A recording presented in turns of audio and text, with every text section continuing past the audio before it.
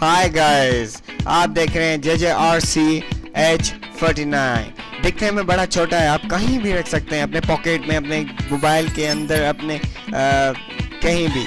आपको black and white colour में मिलता है और दिखने बड़ा फ्लेक्सिबल है।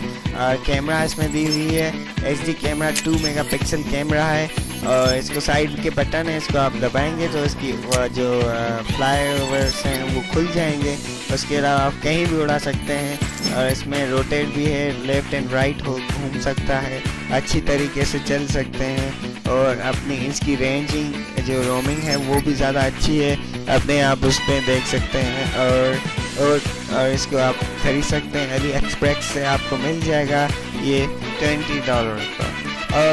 और दूसरी बात, और ये आपको चलने में बहुत फ्लेक्सिबल और चलने में और एकदम रुक सकता है, इसको ऑटो आप रोक सकते हैं। उसके अलावा अपने चलने में बहुत इसके जो इनकी मोटर दी हुई है वो बहुत बड़ी लाइक दिस मीन्स इम्प्रूव की हुई है, बहुत अच्छा चलाया और बहुत अच्छा और रिलायबल है। आप इसको कहीं भी रख सकते हैं, कहीं भी चला सकते हैं, जैसे चलाएंगे वैसे ही चलेगा, ऑटो रख सकते हैं।